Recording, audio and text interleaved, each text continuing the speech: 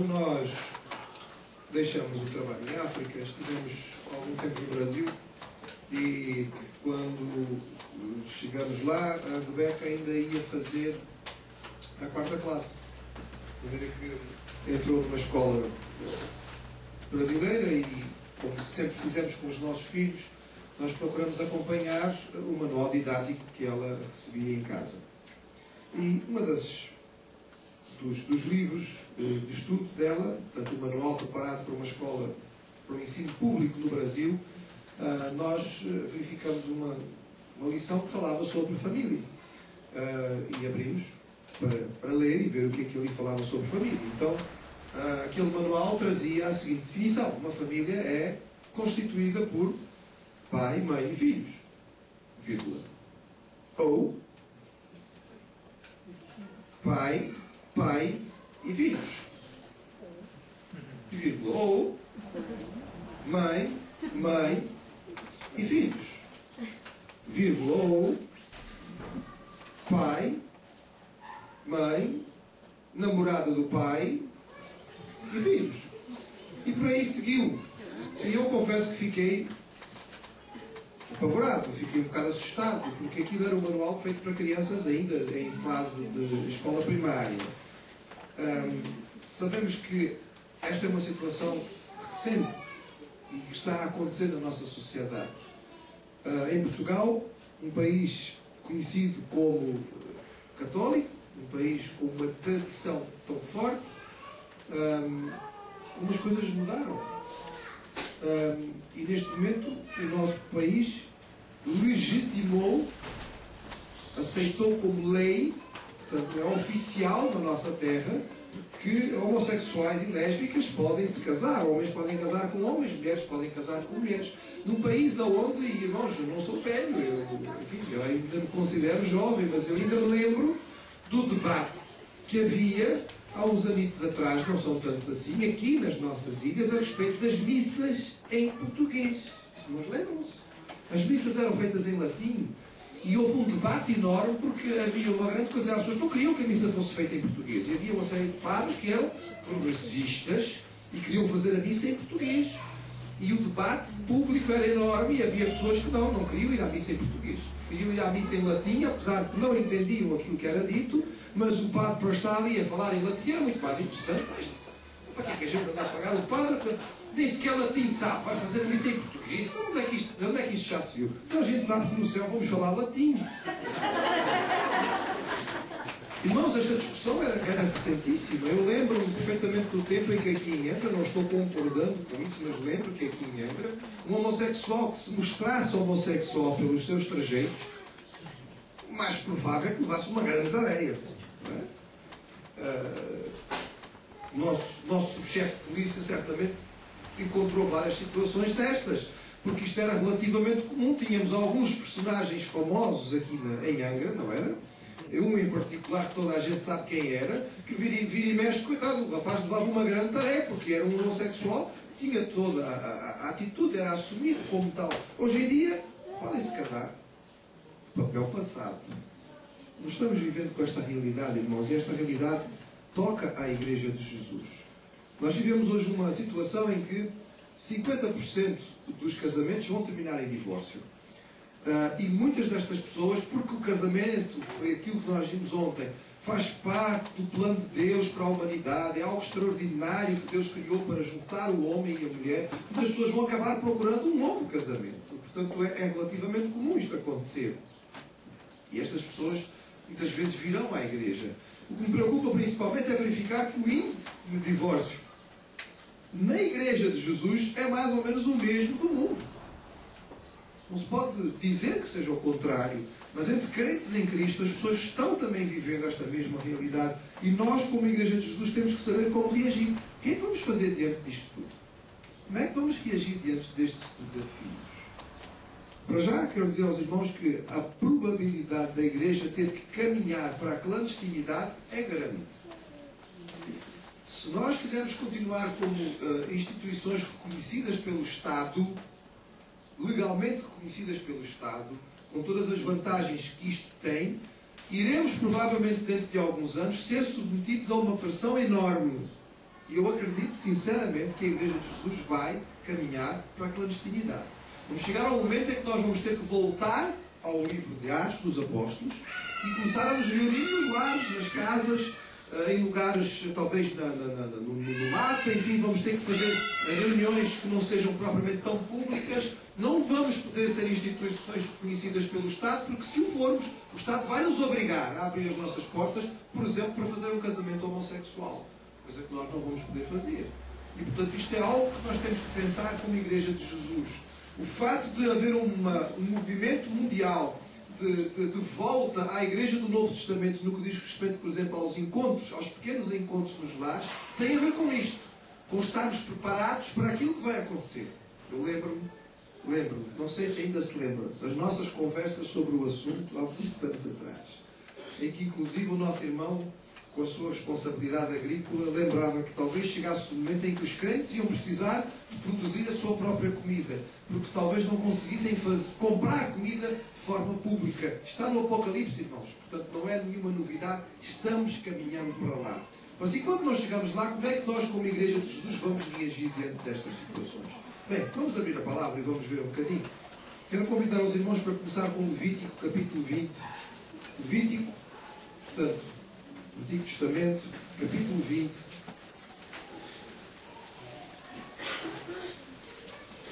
A palavra é muito clara. No que diz respeito ao homossexualismo, a lei de Deus era muito direta e objetiva. O Senhor sabia que o seu povo encaminhava-se para Canaã e que entre os cananitas a prática do homossexualismo era muito comum. Atenção, irmãos, o homossexualismo não é nenhuma novidade. Não começou agora. É uma coisa que tem muitos e muitos séculos. E sempre esteve associado a cultos pagãos, a adoração a demónios. Portanto, sempre teve uma profunda ênfase, uma profunda prática ligada à ação do inimigo. Portanto, não é nenhuma novidade. E Deus sabia isto e queria que o seu povo fugisse desta influência. E por isso dizia aí, em Levítico 20, verso 13: se também um homem se deitar com outro homem como se fosse mulher, ambos praticaram coisa abominável, serão mortos. O seu sangue cairá sobre eles. Repito, irmãos, isto não é uma questão de severidade por parte da palavra do Senhor, era a necessidade de encarar um mal muito grande pela raiz e cortá-lo antes que ele se tornasse algo que magoasse, que prejudicasse o povo de Deus. O povo do Senhor não foi capaz de lidar com esta situação, não soube cumprir a ordem do Senhor, permitiu que esta e outras práticas entrassem na vida do povo de Israel e por isso o povo acabou por ser castigado por Deus com o exílio, com o cativeiro, com a escravidão. Nós não vivemos mais nesta realidade, evidentemente, da lei. Mas se o irmão abrir a sua Bíblia em Romanos, no capítulo 1, vai ver que o apóstolo Paulo tem uma postura muito semelhante. Porque passado tanto tempo, nós chegamos à realidade do Império Romano, no primeiro século, e a prática homossexual era tão intensa quanto no tempo dos cananitas. E lá em Romanos, capítulo 1, verso 26, Paulo fala claramente também sobre este assunto. Romanos 1, 26, por causa disto, os entregou Deus a paixões infames, porque até as mulheres mudaram o modo natural de se relações íntimas para outro contrário à natureza, e semelhantemente o homem também, deixando o contato natural da mulher, se inflamaram entre si em sua sensualidade, cometendo torpeza homens com homens e recebendo em si mesmos a merecida punição do seu erro. Irmãos, o homossexualismo é algo que a Igreja tem que encarar de uma forma clara e direta. É algo que é contra a própria natureza. Eu não sei se os irmãos conhecem ou já tiveram algum tipo de convívio com pessoas que têm estes hábitos. Por razões profissionais e não só, tenho lidado com várias duplas. E é curioso notar como as pessoas não conseguem escapar daquilo que Deus criou. E em todas as duplas homossexuais que eu conheci, sempre um dos homens, porque são dois homens, acaba por ter uma postura feminina. Porque tem que ser homem e mulher. E em todas as duplas lésbicas que eu conheci, uma delas acaba por ter uma postura masculina. Porque isto é assim que foi criado e, portanto, é natural que assim seja. Tentar tapar o sol com uma peneira não funciona. A Igreja do Senhor Jesus tem que ser muito clara. Nunca poderá poderá aceitar o homossexualismo, o lesbianismo como uma alternativa. Não podemos, irmãos. Nós não podemos aceitar. Não podemos permitir a pressão que tem sido feita no sentido da tolerância. Essa tolerância é maligna. Essa tolerância é do inimigo. Nós não podemos aceitá-la. Temos que condenar publicamente este ato. E ao fazê-lo, não estamos o fazendo por raiva, nem por ódio, nem por falta de amor. Estamos fazendo porque, em qualquer circunstância, o conhecer uma falha e apontá-la é o primeiro passo para que ela possa ser corrigida. E se entendemos que isto é algo que é uma ofensa profunda contra Deus, estas pessoas só poderão corrigir a sua vida se entenderem o seu erro. E a Igreja é dada a responsabilidade de assumir claramente a posição e dizer: está errado, isto é contra a lei de Deus. Evidentemente que não é este o único pecado que a Igreja tem que condenar, mas tem que condená-lo. Individual. E particularmente, nós devemos orar por estas pessoas. Devemos amá-los no Senhor Jesus Cristo. E temos que pedir a Deus a capacidade de estarmos preparados para ministrar a eles. Eu digo isso, irmãos, tendo vivido experiências de profunda dependência de Deus. Eu tinha, e posso dizer que de certa maneira tenho, uma dificuldade significativa em lidar com indivíduos homossexuais que se demonstrem claramente homossexuais. Estava uma alergia. Era algo que me provocava aversão. E eu, a certa altura, fui tocado pelo Senhor no sentido de compreender que, como servo de Deus, chamado para ministrar, pastor consagrado, não podia fazer isto, porque isto era fazer acepção de pessoa. Eu tenho que ser firme na condenação do pecado, mas tenho que aprender com Deus a amar o pecador ao fim de alcançado pelo Senhor Jesus. Eu pedi ao Senhor, orei e pedi a Deus. Atenção, irmãos. Cuidado com a oração. A oração é uma coisa perigosa.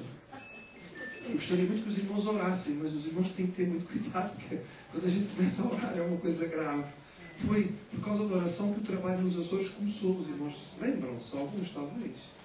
Foi por causa de um grupo de irmãos americanos ali nas Lajes, que formaram a Azoria Baptist Church. Eles começaram a pedir a Deus missionários para estas ilhas. Foi assim que tudo começou, e é por isso que nós estamos hoje aqui. Foi por isso que um dia Deus tocou o coração da minha mãe lá no Brasil, a preparar lições para a escola dominical. E ao falar sobre Açores, ela começou a orar, porque ela fez uma pesquisa e descobriu que nos Açores não havia nenhum trabalho evangélico.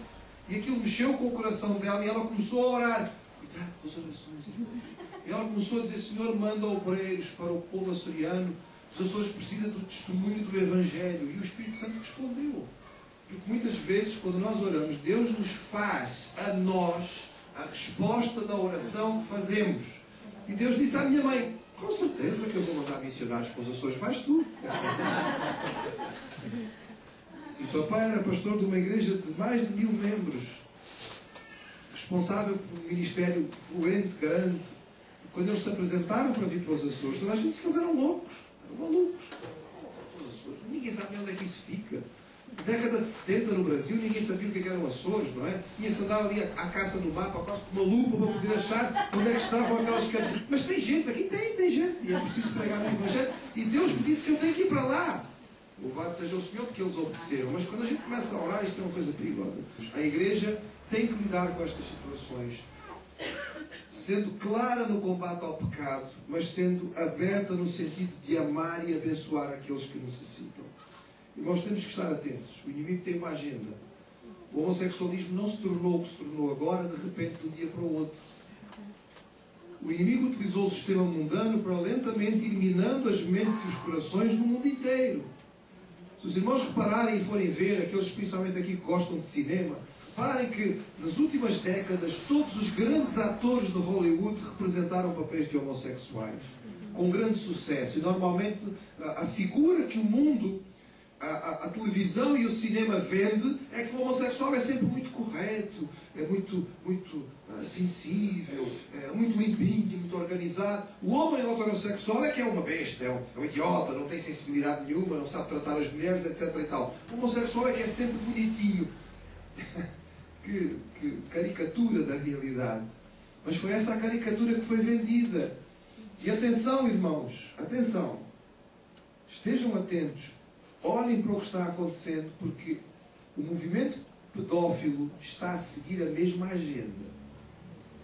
E já há hoje gente a levantar-se em alguns lugares do mundo para dizer que os pedófilos são como são, não é porque eles são maus, não é porque eles são corrompidos. Coitadinhos, eles nasceram assim, é a opção deles. Está já a acontecer, irmãos, e vai ser mais rápido do que foi com o homossexualismo.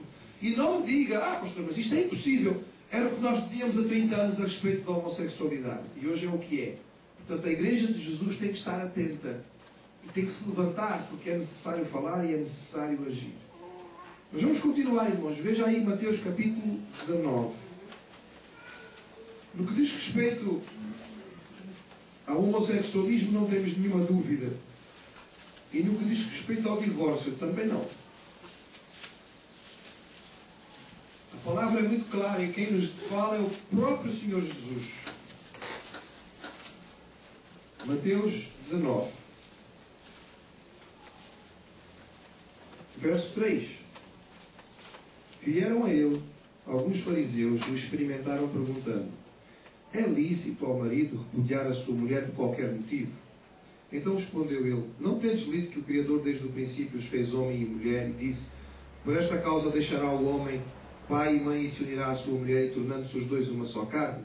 De modo que já não são mais dois, porém uma só carne. Portanto, o que Deus ajuntou, não o separa o homem. Replicaram-lhe: por que mandou então Moisés dar carta de divórcio e repudiar? Respondeu-lhe Jesus: por causa da dureza do vosso coração.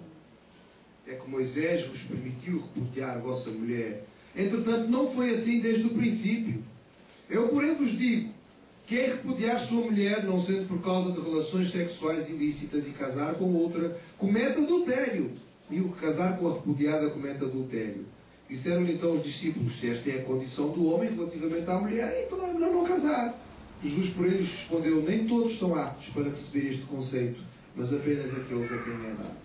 Irmãos, mais uma vez, o inimigo trabalhou de tal maneira para destruir aquilo que é a bênção de Deus. E sabendo o valor e a importância do casamento e a família como base da estrutura da sociedade, ele tem tentado destruir o casamento de forma agressiva. Ele combate, ele luta, ele ataca o casamento de forma maciça. A televisão, o cinema, etc. e tal, vem há muito tempo trabalhando para mostrar o casamento como uma coisa que estraga a felicidade das pessoas. Tira a liberdade, prende, amarra, e depois que casaram, coitados, nunca mais conseguem ter aquela satisfação que tinham antes. Mentira, mentira, mentira, mentira, é do diabo, não aceitamos. Foi Deus que criou o casamento, irmãos. Deus só cria coisas maravilhosas, aquilo que Deus criou é sempre bom. Não podemos aceitar a mentira do inimigo. Agora, como ele sabe isto, ele sabe a alegria que isto pode ser para a vida do homem, ele trabalha para destruir. E, portanto, a igreja não pode baixar os braços, mas tem que se lembrar que a palavra é clara a respeito deste assunto. E em Malaquias o Senhor disse claramente que Deus odeia o divórcio. Irmãos, é a nossa responsabilidade ser claros contra esta situação. O casamento é uma instituição divina. E como tal é uma aliança, é um concerto feito entre o homem e a mulher. E é um concerto incondicional. E é uma aliança perpétua. É por isso que nós fazemos o compromisso até que a morte nos separe. É muito complicado, irmãos, uma pessoa fazer esse tipo de compromisso. E depois, passado um tempo, separar-se daquela pessoa e depois vai casar com uma outra pessoa e vai novamente à frente da igreja e diz outra vez: mas tinha acabado de dizer diante de Deus, alguns anos atrás, em relação a outra pessoa, vou ser fiel até à morte. E agora já vem diante, aquela pessoa não morreu, mas agora vem dizer sobre outra pessoa, eu vou ser fiel até à morte. É complicado, irmãos. Complicado. É complicado. E nós precisamos, como igreja, ser claros em relação a isto. Jesus diz aqui, e ele coloca aqui uma possibilidade para o divórcio. Jesus diz, ele põe um senão aqui, um pormenor. Ele diz: não sendo por relações sexuais ilícitas, ou seja, adultério. Jesus coloca o adultério como única possibilidade, não obrigatoriedade. Ou seja, se houve adultério, o Senhor coloca aqui que, digamos, se aceita a situação. Não que ela seja obrigatória, Porque há situações em que isto acontece e nunca devia acontecer, mas pronto, acontece e é possível haver perdão, por mais difícil que seja. Mas o Senhor coloca esta situação como possibilidade. E Ele deixa claro que a raiz do problema está no coração do homem. Quando os fariseus insistem com Ele, Ele diz: o problema é na dureza do vosso coração. É o vosso egoísmo. Porque as pessoas hoje casam com o intuito de que o outro me faça feliz. Vou estar contigo enquanto tu me fizeres feliz. Não é? Vou habitar contigo, vou morar contigo, vou estar contigo, enquanto tu satisfizeres os meus desejos. Quando não for mais assim, eu não me interesso mais. É evidente que nós sabemos que quando existe o amor verdadeiro e genuíno, que se preocupa mais com o outro do que consigo mesmo, o casamento não pode ser de forma nenhuma algo que acaba, mas pode crescer e se tornar aquilo que Deus quer que ele seja. A Igreja de Jesus precisa ter atenção e cuidar do casamento. Primeiro, precisamos ministrar, ensinar e mostrar, em especial aos nossos jovens que vão se casar, a importância disto, o valor que isto tem, mas a necessidade de escolher bem. Ter paciência de esperar. Esperar. E nós pedimos aos nossos jovens: esperem. Esperem pelo melhor. Porque Deus tem o melhor para nós. Lá em casa nós costumávamos montar a árvore de Natal no início de dezembro. Os meus pais punham os presentes na árvore à medida que iam comprando os presentes. E eu lembro-me que, como criança, era tão complicado. Então nós íamos lá a palpar os presentes e mexer, se aquilo fazia barulho. É claro que a maior parte dos presentes vinham em caixas, portanto não dava para a gente saber o que aquilo era, e a curiosidade ia crescendo e aumentando. E eu me lembro em particular de um Natal. Não me lembro por bons razões, mas posso dizer que foi o Natal mais triste da minha vida. Porque aí pelo dia 15 ou 16 de dezembro os meus pais saíram para alguma atividade e eu e Lídia ficamos em casa, sozinhos. Então naquela noite nós resolvemos que íamos ver o que é que íamos ganhar no Natal. E nós com muito cuidadinho fomos lá e abrimos as caixas. E é claro, como crianças achamos que tínhamos feito um grande serviço de abrir e fechar novamente sem que ninguém percebesse. Mas assim que os meus pais chegaram, eles perceberam logo que nós tínhamos mexido nos presentes. E houve duas coisas que marcaram, não é? E que estragaram aquela celebração depois de Natal. Evidentemente que a primeira foi a falta da surpresa. Quando chegou a hora de ganhar os presentes, já não tinha graça nenhuma. A gente já sabia o que era. Toda aquela expectativa, o irmão sabe que a expectativa é metade da festa, não é? A expectativa é metade da festa. Toda aquela expectativa, aquela ansiedade, aquela coisa de ver o presente e saber o que é isto. Tinha ido embora. Tinha desaparecido. E talvez mais ainda, era ver que a alegria dos meus pais em dar aquele presente naquele momento também tinha desaparecido.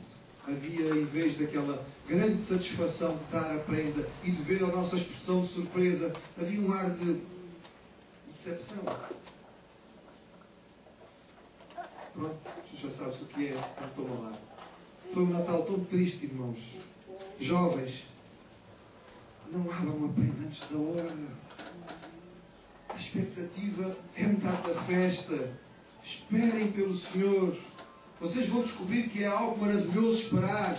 E a expectativa que cresce para quando chegar o momento desembrulhar o presente que Deus tem para nós. É algo fantástico, é algo maravilhoso. Mas esperem pela prenda. Não abram antes da hora. Não comam a sobremesa antes da refeição. A gente diz isso muitas vezes, irmãos. E os nossos jovens às vezes pensam que a gente está falando por mal, estamos querendo privá-los de alguma coisa. Nós não estamos privando ninguém de nada. Nós estamos a dizer é que vocês têm que ter o que é melhor. E o que é melhor é isso. E que foi a maneira como Deus criou para que possa acontecer.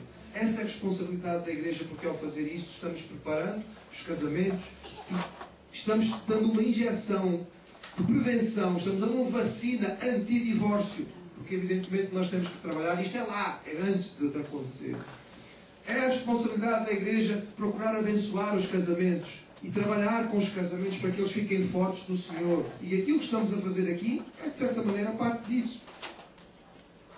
É a Igreja ministrando, é a Igreja ensinando, é a Igreja falando sobre estes assuntos, porque isto é fundamental. E é claro, precisamos lidar muito com aqueles que estão em risco, os casamentos que estão em perigo, sabendo que quando há doença, há que tratar. quando há patologia, não é? Aqui a linguagem médica, eu sou médico, eu não posso receber um doente no consultório. E o doente entra e começa a espirrar ou a tossir e a dizer que está com febre e que não se sente bem, e eu faço o quê? Você não tem vergonha na cara de vir aqui ao consultório tossir desta maneira? Tenha lá paciência, vem aqui todo assim febril, aqui a ferver de febre e aqui a contaminar desta maneira. Faça o favor de se ir embora. O que é que eu dizer, irmãos? Este médico é no mínimo maluco, não é? Não gosta de doentes no consultório. Irmãos, eu não gosto particularmente, realmente, quando as pessoas entram e tossem para cima de mim. Isto é uma particularidade dos doentes, não é? Às vezes os doentes estão muito bem na sala de espera, mas quando entram no consultório têm sempre um ataque de tosse. É para o médico ver que eles estão mal. Eu já sei isto, portanto, já estou prevenido sobre esta situação. Mas evidentemente que é uma tolice o médico zangar-se com o doente porque ele está doente. A igreja faz a mesma coisa quando vem alguém doente e, no ponto de vista espiritual, psicológico, matrimonial, e nós nos zangamos com a pessoa. Você devia, não devia estar nesta situação. Nós somos hospital espiritual. Nossa responsabilidade é abençoar nesta situação, identificar a doença e buscar o tratamento. Foi isso que o Senhor nos chamou para fazer. Mas, irmãos, e quando as situações chegam à nossa mão? Apesar de tudo isso que nós sabemos, e quando aparecem pessoas vivendo estes dramas que nós estivemos aqui a mencionar, seja a situação em relação ao pecado sexual, seja a homossexualidade, seja um casamento que foi destruído, seja uma situação de divórcio, seja uma situação de segundo casamento, e o que é que nós fazemos como igreja numa hora destas? Fechamos a porta e dizemos, não, aqui nós somos todos perfeitos, não queremos estas coisas. Muito bem. Abra a sua Bíblia, mais uma vez, João capítulo 9. Deixe-me compartilhar com o irmão aquilo que eu entendo que é o ensinamento do Senhor para nós. João 9.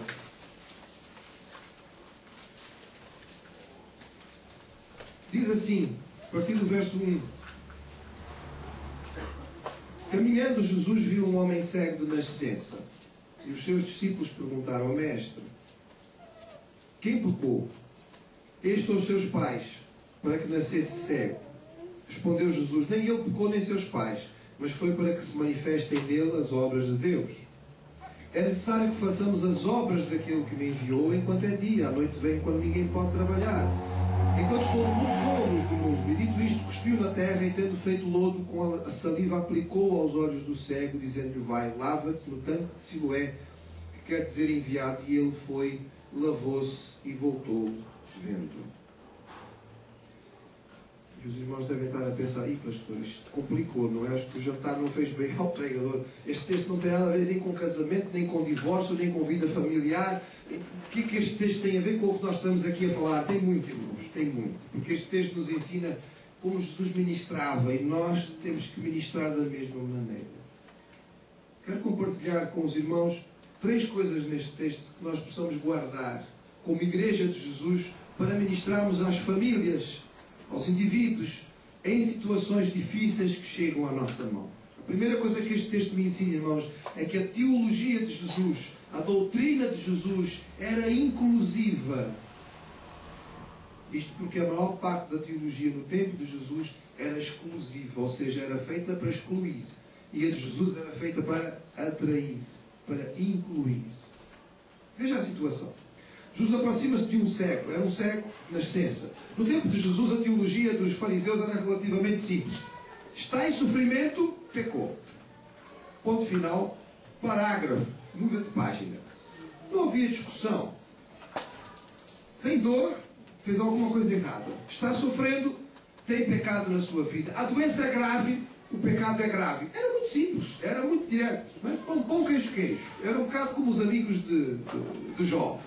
Está sofrendo é porque você fez alguma coisa errada. E Jó ali a defender-se, mas eu não fiz nenhum pecado específico para estar a sofrer desta maneira. Não, estás a sofrer é porque houve pecado. Este homem era cego de nascença. Não havia dúvida nenhuma de que era pecado. Ninguém tinha dúvida, irmãos. Não havia dúvida nenhuma. A dúvida não era esta. Qual era a dúvida então? Já que ele era cego, se ele tivesse ficado cego bem aos 20 ou aos 30 anos, ninguém tinha dúvida. Ele é cego porque fez alguma coisa errada. Pecou contra Deus, é por isso que ficou cego. Mas o rapaz era cego de nascença. E complicou um bocadinho. E agora? Então eles tinham 2 possibilidades. Ou foram os pais que pecaram, E ele então apanhou por tabela, coitado, não é? Foram os pais que fizeram o erro, mas ele acabou por sofrer, nasceu cego, para que, tendo um filho cego, os pais sofressem, de alguma maneira, mas ele acabou por sofrer também. Portanto, essa era uma possibilidade. Ou então, ele tinha pecado. E a pergunta é, como é que era possível ele pecar se ele já nasceu cego? Portanto, o pecado tinha que ser anterior ao nascimento. E os fariseus arranjaram toda uma teologia para explicar isto. Eles diziam que havia uma espécie de piscina, tanque, onde estavam as almas antes das pessoas nascerem. As alminhas estavam todas lá, guardadas tipo um armazém. E quando alguém nascia, então ia-se lá buscar uma alminha, e a alminha vinha e entrava na pessoa, e a pessoa passava a ser uma pessoa, vinha a alminha, etc. e tal. Então o que é que eles diziam? Era possível, eventualmente, que essa alminha lá no armazém, ainda antes de vir para a terra, pecar. Trabalho teológico, é cansativo. É preciso ter muita imaginação. E, este era o ensino, os discípulos perguntam a Jesus: quem é que tem a razão aí na teologia, nas duas escolas teológicas? Este homem é cego, de nascença. Quem foi que pecou? Foram os pais dele ou ele já pecou em alminha enquanto estava lá no armazém? E Jesus disse a eles: o vosso seminário era muito fraco. Voltem atrás. Vocês têm que estudar outra vez. Não usem a teologia para deixar as pessoas do lado de fora. Não criem regras e doutrinas para fechar a porta às pessoas. O que Jesus disse: vocês não entendem nada do assunto, nem uma coisa nem outra. O pecado não é o problema aqui. Este homem não está cego por causa de nenhum pecado específico. Ele nasceu cego. Mas nele vai se manifestar a glória de Deus. Irmãos, a doutrina de Jesus era uma doutrina inclusiva. Ele abria os braços e ele permitia que as pessoas viessem. Jesus era duro na repressão ao pecado, mas ele era aberto em relação aos pecadores.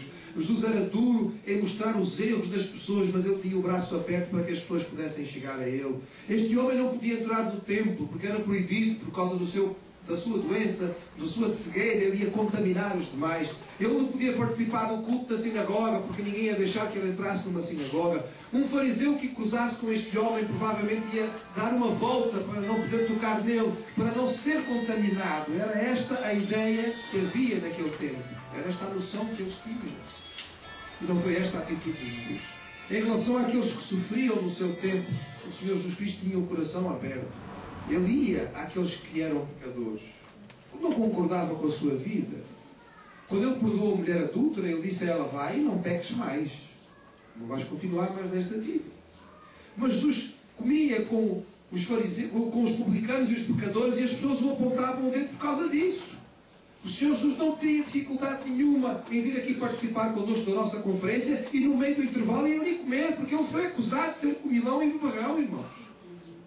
Eu tenho certeza absoluta que Jesus não, na hora em que havia uma celebração, Jesus não dizia: não, eu agora tenho que ir para o monte ficar em jejum. Jesus praticava o jejum muitas vezes e levantava de madrugada para orar sozinho no monte. Mas quando o povo celebrava e o chamava, ele ia. Nós vemos Jesus sistematicamente em festas, irmãos. Eu não estou dizendo isto para justificar as nossas celebrações, mas fazia parte da vida do Senhor Jesus com os seus discípulos e fazia parte da vida da igreja no seu início. O irmão lê o livro de Atos e diz que os crentes estavam juntos, comendo juntos todos os dias. Nós temos comido junto muito poucas vezes. Precisamos fazer mais para que possa aumentar a nossa comunhão. Mas a teologia de Jesus não fechava a porta, ele procurava atrair. Jesus não criou regras para que as pessoas ficassem do lado de fora. A igreja de Jesus tem que aprender com Cristo que as nossas doutrinas não são feitas para excluir as pessoas. Nós não criamos regras para que as pessoas fiquem do lado de fora. Nós não vamos mudar os nossos princípios, nem condescender com o pecado. Mas nós temos que ter uma atitude aberta para que as pessoas possam se chegar. E o nosso amor, a nossa união, era a coisa mais importante. Foi isso que Jesus disse. Na oração sacerdotal e na palavra final de Jesus, nesta que foi a Semana Santa que nós estamos vivendo, o ensinamento de Jesus foi esse. Jesus não disse: vocês vão fazer grandes sermões e então as pessoas saberão que vocês são meus discípulos. Não foi isso que ele disse. Ele não disse: vocês vão fazer grandes milagres e então as pessoas vão saber que vocês são meus discípulos. Ele não disse: vocês vão construir grandes ministérios e então as pessoas vão saber que vocês são meus discípulos. Não foi isso que ele disse. Ele diz: vocês serão unidos, e então as pessoas saberão que vocês são meus discípulos.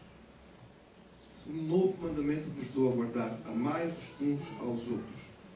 Quando eu vejo aqui pastores de outras igrejas participando conosco, isto me traz uma alegria tão grande, irmãos. Porque quando nós chegarmos ao céu não vai haver tabuletas, não vai haver armazéns com nomes específicos na fachada. Eu não sou batista por acaso, tenho convicção daquilo que sou, irmãos, mas o meu coração é aberto e eu ministro nas igrejas onde tenho a oportunidade de ministrar. Mesmo que haja às vezes algum pormenor em termos doutrinário que eu não concordo 100%, irmãos, mas isto não é isso que vai me impedir de amar aquele irmão, porque nós temos aquilo que é mais importante de tudo, que é a salvação em Cristo e a presença do Espírito Santo em nós. Jesus tinha uma doutrina que abria a porta, não fechava. E a igreja é chamada para isto. Diante destas situações novas que estão à nossa volta, destas realidades alternativas de família, nós não podemos criar regras que deixem as pessoas do lado de fora, porque senão nós estaremos cumprindo a nossa função, nós estaremos a ver a maneira como Jesus ministrava. Mas a segunda coisa que eu vejo neste texto, irmãos, muito bonita, é a maneira como Jesus cura este homem. Os irmãos lembram-se de Bartimeu? Bartimeu era um cego. Não sabemos qual era o nome dele. Bartimeu não é nome, Bartimeu é apenas designação. Filho de Timeu.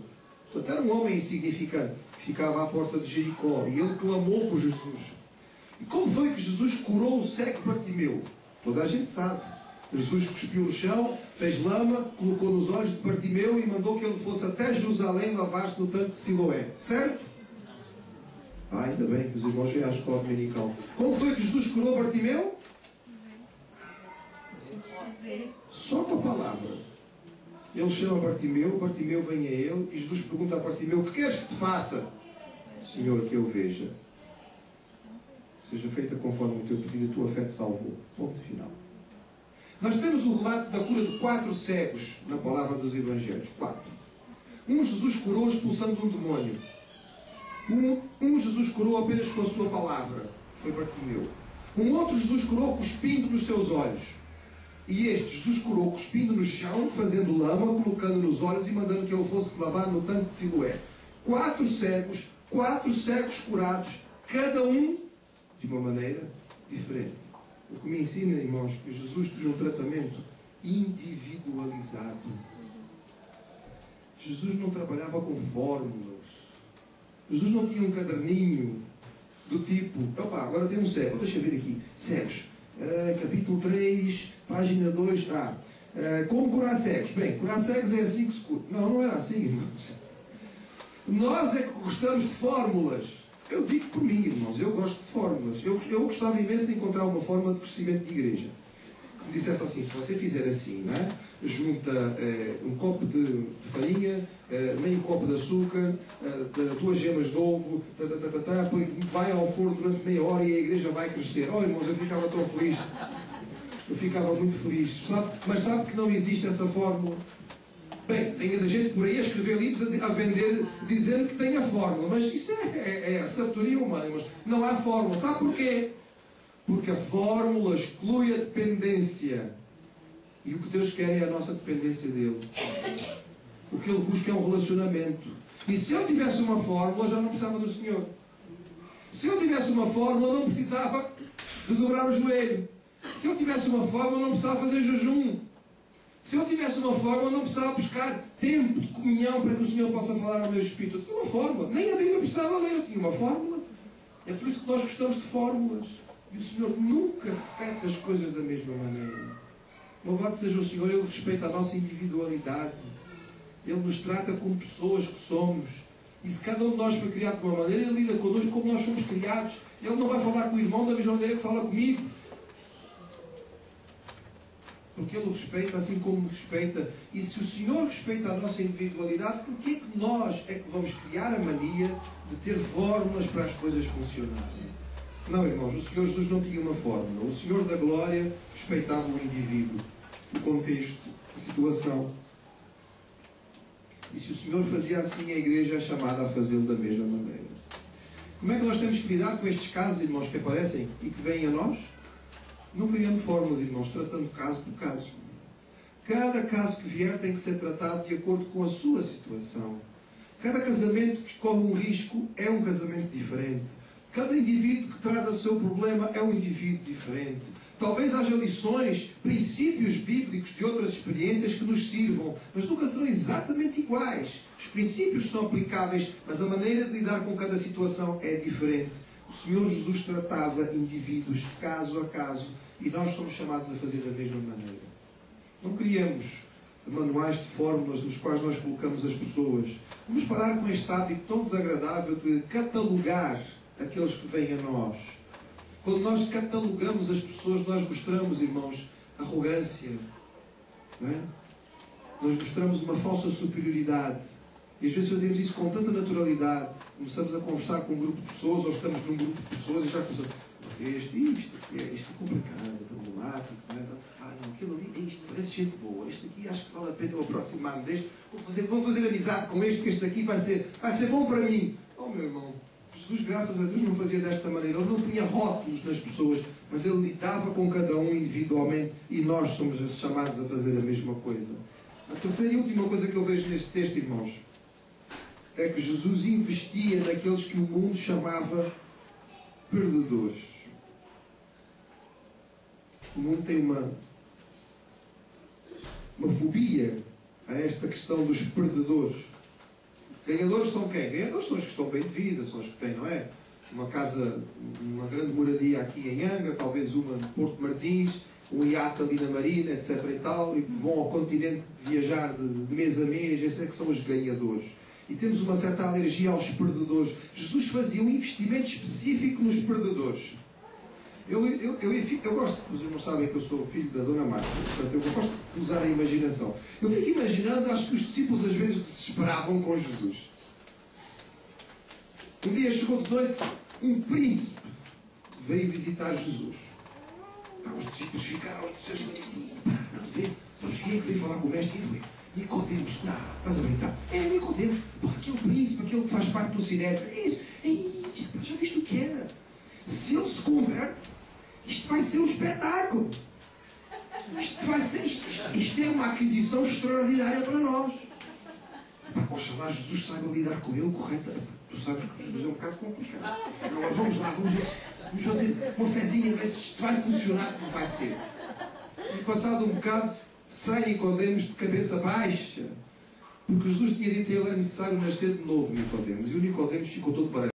A teologia dele era muito limitada.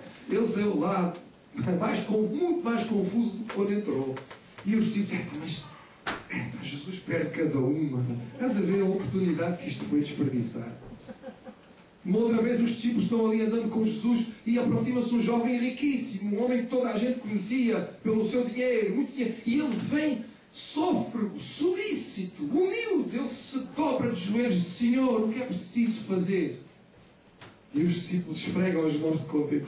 Já viste o que é se isto se converter? Não vamos mais precisar dormir por aí, com o leite. Com uma entrada destas de dízimo, vamos poder dormir em estalagens, vamos poder escolher bons hotéis. Mas Jesus tinha que ser tão duro com ele. Vai vendo tudo o que tens e traz para nós. Não, dá aos pobres. Oh Senhor, os nossos fundos estão baixos. Mas às vezes é bom também rir, que faz parte da vida cristã. Mas é a visão humana que é tão limitada, irmãos. Jesus perdia tempo, entre aspas, e investia nestes indivíduos que aparentemente eram perdedores. Jesus parava para um leproso.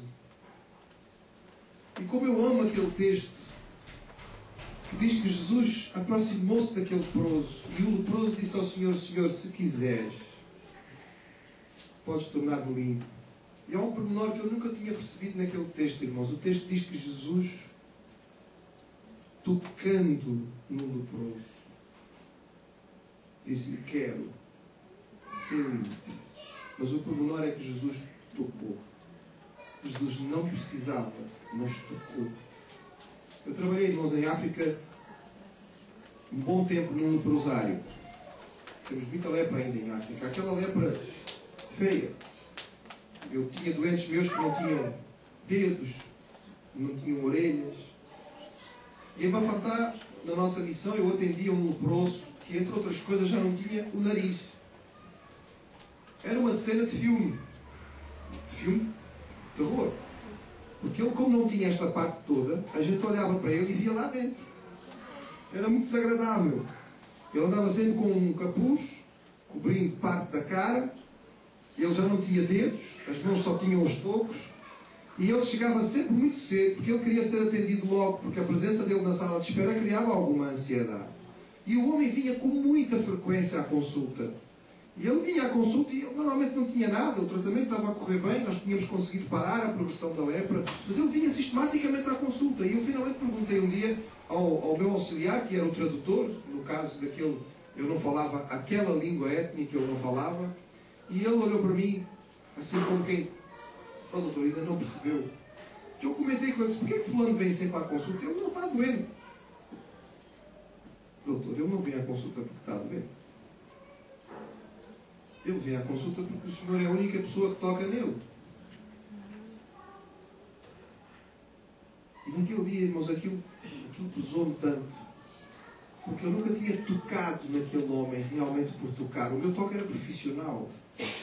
Eu tocava nele porque eu precisava tocar no braço dele para medir uma tensão arterial. Eu tocava nele porque eu colocava o estetoscópio nas costas dele para ouvir se ele não tinha apanhado tuberculose também. Eu tocava nele porque eu palpava-lhe a barriga à procura de massas, mas eu não estava a fazer um toque verdadeiro, eu estava a fazer um toque de profissional. Mas a partir daquele dia eu passei a tocar aquele homem de uma outra maneira, porque eu entendi que ele ia ali para ser tocado, porque todas as pessoas fugiam dele. Eu era a única pessoa que tocava naquele homem e ele ia ali para ser tocado. Jesus tocou naquele leproso.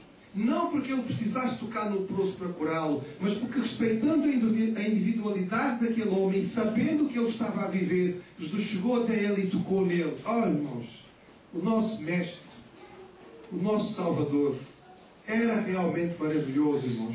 Nós não seguimos um senhor qualquer, um mestre de filosofia barata. Ele era o Filho de Deus, Deus o Filho, aquele que veio encarnar a palavra e o amor. E é por isso que ele agia como agia e nos ensinou a agir da mesma maneira. Ele tocou no leproso. Se eu quero ser limpo. Jesus parava para atender uma mulher cananeia que tinha um filho endemoniado. Jesus parava para atender as pessoas que aparentemente não tinham interesse nenhum. Se o irmão ler João capítulo 8, o irmão vai ver que estão querendo apedrejar Jesus. Se a sua Bíblia está aberta, veja aí o último versículo do capítulo 8, diz assim: então pegaram em pedras para atirarem nele.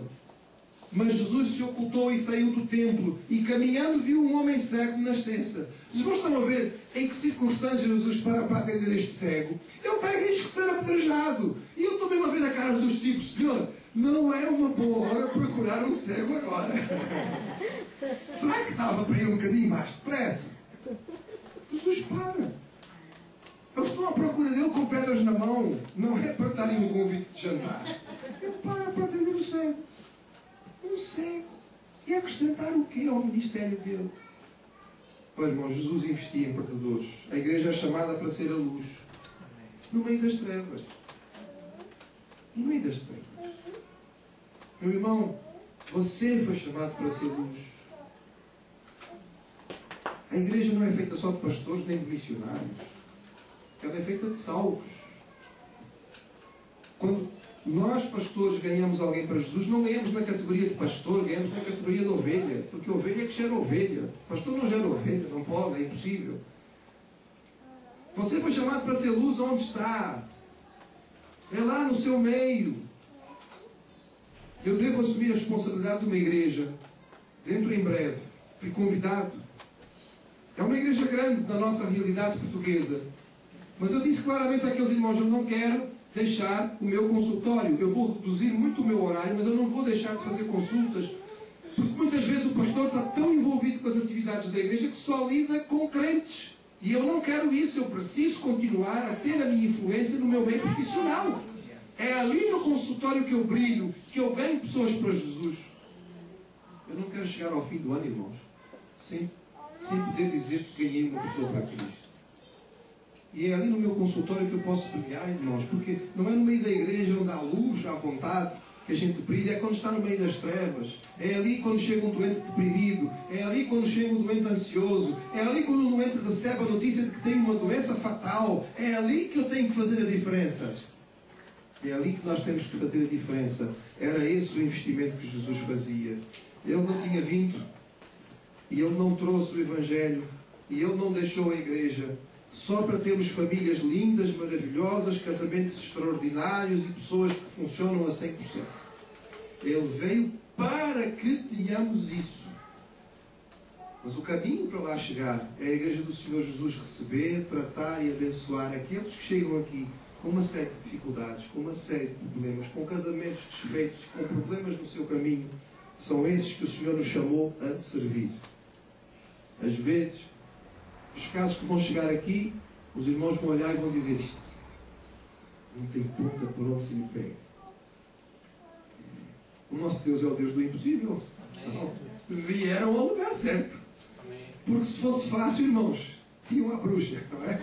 Alguém me disse que o seu médico atendeu e disse: olha, você não tem nada, vá à bruxa. Se o problema fosse fácil, irmãos, iam à bruxa. Mas não é. Então venham à igreja de Jesus, vieram ao lugar certo. O nosso mestre nos ensina que a sua doutrina não fechava a porta. O seu tratamento era individualizado. O seu investimento era naqueles que o mundo não queria respeitar. E nós somos chamados a ministrar como Jesus. A nossa oração, meus irmãos, é que possamos ser esta igreja. Possamos ter este tipo de ministério. Que Deus nos dê essa capacidade. Porque Ele pode nos dar. Só Ele pode nos dar. Não é algo que fazemos na nossa força humana, mas é na unção do Espírito Santo. Amém? Amém? Deus abençoe, que o Espírito Santo ministre ao coração de cada um, de acordo com as nossas necessidades. Amém.